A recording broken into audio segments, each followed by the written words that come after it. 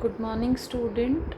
Last lecture we have done monohybrid cross and dihybrid cross. Now, in this lecture, we are going to deal with the Mendel's inheritance or Mendel's postulation. So, it is known as what? Mendel's law of inheritance. So, it is Mendel proposed the three postulations. First is nothing but the law of dominance. It is nothing but the first law of inheritance. So what it is telling, or what actually the law of dominance, we know that what is the dominant means. Dominant, which is expressed in F1 generation, and another is suppressing, that is recessive. So the statement of the law of dominance is nothing but when two homozygous individual with one or more sets of contrasting characters are crossed, the alleles that are appear in F1 are dominant and those which do not appear in F1 are recessive. Okay, so we can explain it with the help of a monohybrid cross. So see, this is the monohybrid crossed tall pea plant crossing with the dwarf one. What is the statement? The two homozygous with one or two sets of contrasting character, here we are considering one character, one contrasting character is crossing with each other, and in F1 one is getting expressed and another is getting suppressed. The one which is expressing in F1 generation, the allele, that is nothing but the dominant allele, and which is suppressing in the F1 generation, that is nothing but the recessive.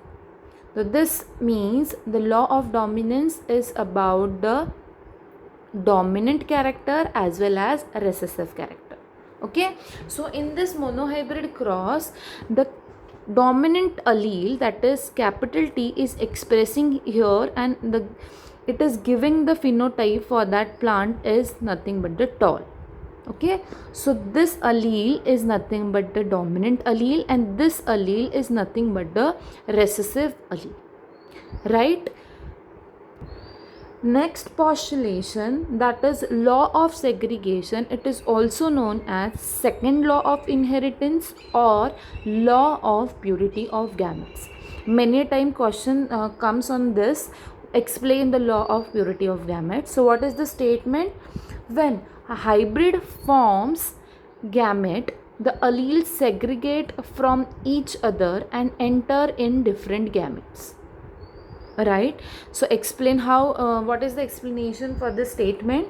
The members of allelic pair in hybrid remains together. Okay, the member of allelic pair in hybrid remains together without mixing with each other and separates or segregate during gamete formation. Okay, so member of allelic pair in hybrid, they remain together without mixing with each other and separate or segregate during a gamete formation in F2 generation. Okay, so gamete are pure for their trait, hence they are known as law of purity of gametes. Again we can explain with the help of monohybrid cross. So see, this is what? This is hybrid. In hybrid, two allelic pair, two member of allelic pair are standing next to each other, but they are not mixing with each other. Okay, so after selfing, they get separated and express themselves separately. That is nothing but the purity of gametes. Though they are in one combination, but after the formation of gametes for second generation, they can express themselves separately. Then only we are getting the next generation, that is capital T, making it as tall, heterozygous and homozygous recessive. So homozygous dominant, heterozygous and homozygous recessive. That is nothing but the law of purity of gametes or second law of inheritance, right? Third statement, Third postulation is nothing but the law of independent assortment. Independent assortment, assortment, separation. Statement, it is also known as what? Third law of inheritance. Statement is what? When hybrid possesses two or more pairs of contrasting characters or alleles, forms gamete, the factors in each pair segregate independently of the other pair and can be explained with the help of what? Dihybrid cross. See, in dihybrid cross, two contrasting character we have taken, or Mendel has taken it. One is shape and another one is color of seed.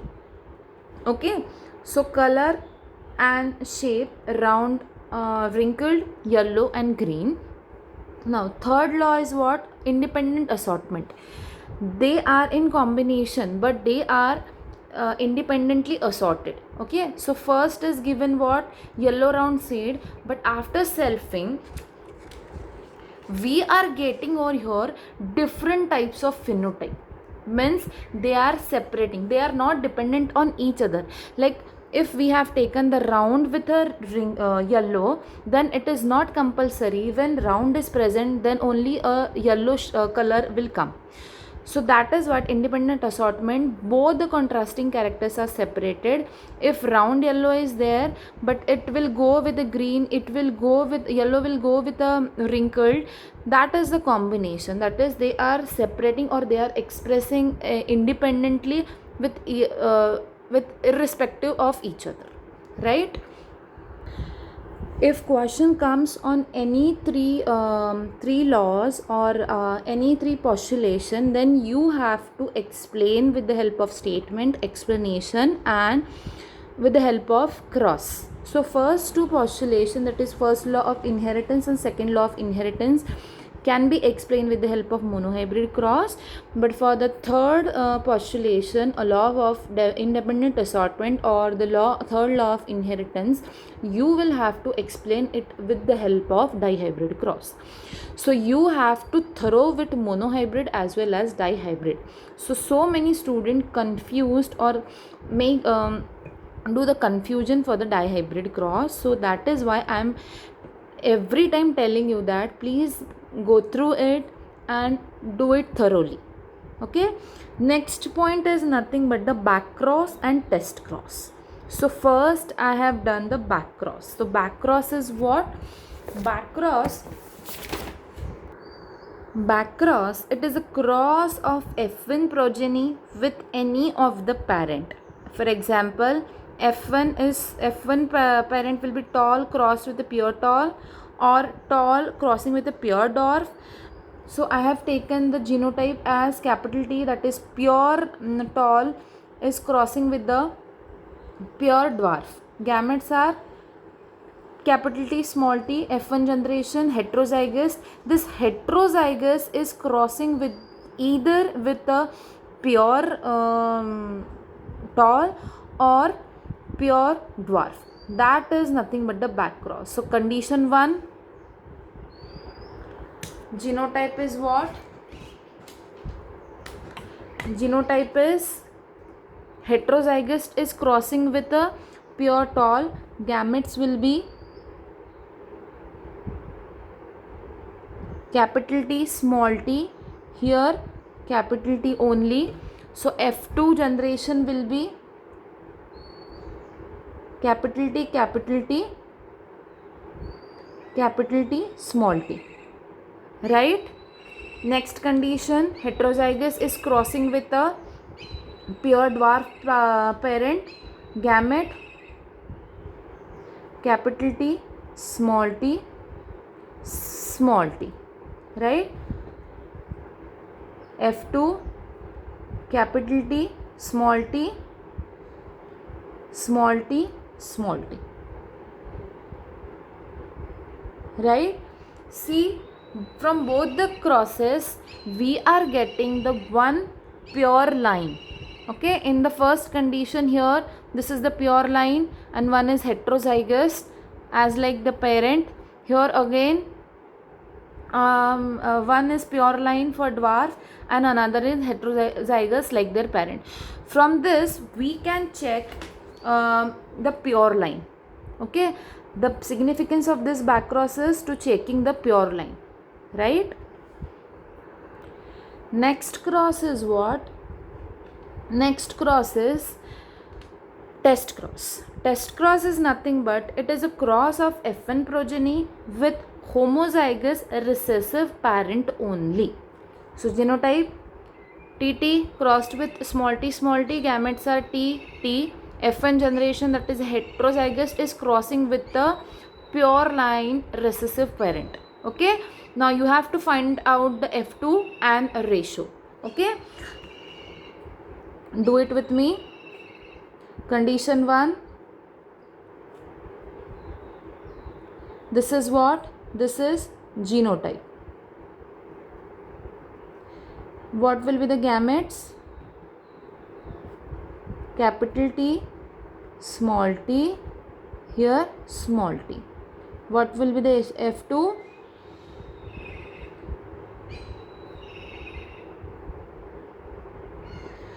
So again here we are getting the what? Test cross over here. It is only with the recessive parent. So what is the ratio? Ratio is 1:1. One is heterozygous and one other is pure line, right? 1:1.